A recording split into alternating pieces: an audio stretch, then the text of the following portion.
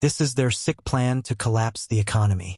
Or at least, that is what many people believe. When markets fall, when prices rise, and when banks fail, it does not feel random. It feels designed. Feels controlled. And in moments of fear, one question becomes louder than the rest. Is this chaos? Or is this a plan? Over the past decade, the global economy has faced shock after shock. First came the financial scars of 2008. Then a global pandemic. Then inflation at levels many young adults had never seen before. Then interest rates rising fast. Then bank failures. Each event stacked on top of the other. For millions of people, life simply became more expensive. Groceries cost more. Rent increased. Fuel prices climbed. Small businesses struggled. Families adjusted their budgets in silence. And when pressure builds like this, suspicion follows.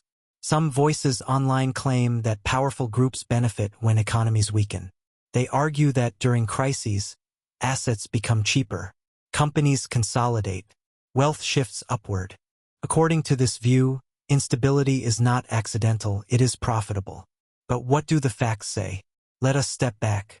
In 2020, when the pandemic shut down the world, governments faced a sudden freeze in economic activity. Businesses closed overnight. Travel stopped. Supply chains broke. Without action, many experts warned of a deep depression. So governments responded with massive stimulus programs. Trillions of dollars were printed, borrowed, and injected into economies. The goal was simple: prevent collapse. And for a time it worked. But stimulus has consequences. When large amounts of money enter the system while production slows, prices can rise. By 2022, inflation surged in many countries. Food, housing, and energy became more expensive. Central banks then raised interest rates to slow inflation. Higher rates make borrowing more costly. They reduce spending. They cool the economy. But they also create pressure. Banks that held long-term bonds saw their value fall as rates increased. Some institutions were caught unprepared. In 2023, several regional banks failed after depositors withdrew funds quickly.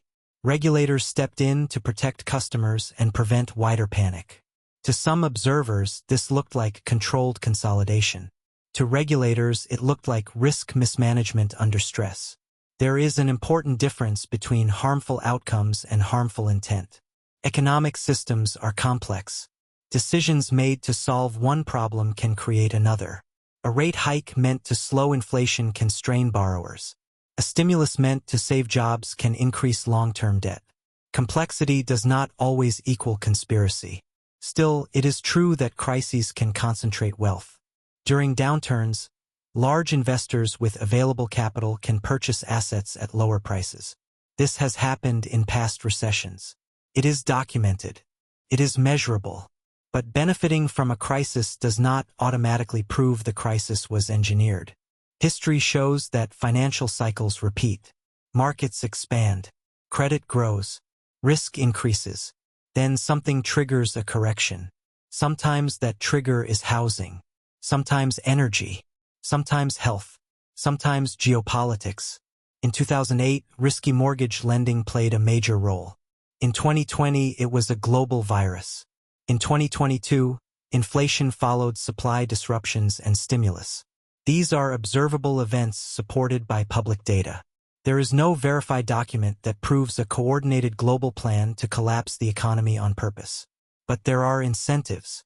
Incentives shape decisions. Political leaders want stability. Central banks want price control. Corporations want profit. Investors want returns. These goals can conflict. And when they collide, outcomes can feel unfair. Imagine steering a massive ship through a storm. Turn too slowly, and you crash into rocks. Turn too sharply, and you destabilize the vessel. Every move has risk. The global economy is that ship. Another factor is globalization. For decades, supply chains stretched across continents. Efficiency improved. Costs dropped. But fragility increased. When one link broke, the entire chain felt it. The pandemic exposed this weakness. Factories closed in one region, and shortages appeared in another. Energy disruptions in Europe affected global markets. A war in one area changed food prices elsewhere. These are interconnected systems, not isolated events. Still, fear spreads quickly online. Social media amplifies uncertainty. A bank failure becomes a trending topic within minutes. A rumor spreads faster than official clarification. In that environment, suspicion can feel like evidence. It is also true that trust in institutions has declined in many countries. After past crises, some people felt that ordinary citizens paid the price while large institutions were rescued. That memory lingers. And when trust is low, every new crisis feels intentional. But economic collapses are costly for almost everyone. Governments lose tax revenue. Businesses lose customers. Investors lose value. Even powerful corporations depend on stable markets and consumer spending. A fully collapsed economy does not create easy control. It creates instability. That does not mean systems are fair. Inequality has grown in many places. Asset ownership is uneven.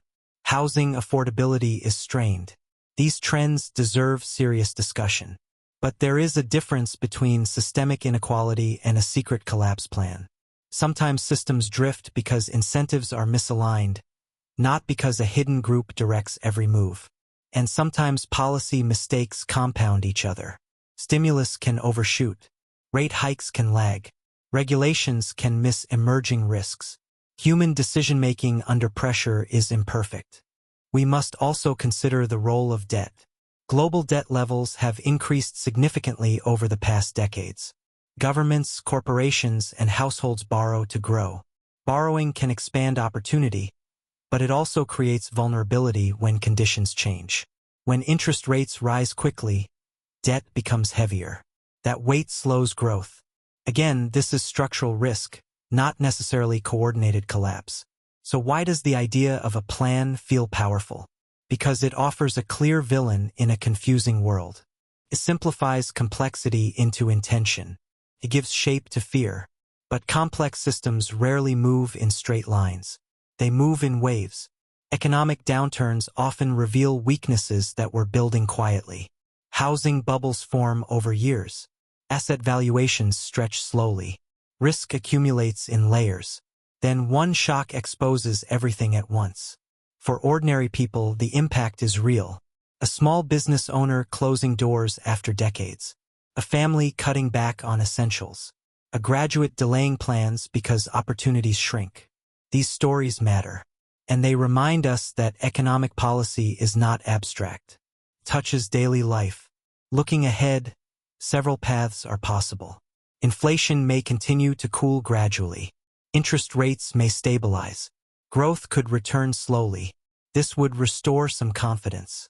Or growth may remain weak for longer, especially if debt burdens limit expansion. A severe collapse remains possible but is not currently the central expectation of most mainstream forecasts. The future depends on policy decisions, global cooperation, technological change, and public trust. Trust may be the most important variable. When people believe the system is fair, markets function more smoothly. When belief breaks, volatility increases. In the end, there is no confirmed master document outlining a plan to collapse the economy. There are documented policies. There are measurable incentives. There are human decisions made under pressure. And there are consequences. The global economy is not a simple machine controlled by one switch. It is a network of billions of choices, interacting in real time. Fear simplifies. Reality complicates. Understanding that difference is the first step toward clarity. The question is not whether powerful interests exist. They do. The question is whether collapse serves them long-term. History suggests that stability, not chaos, builds lasting power. So perhaps the better question is not, who planned this?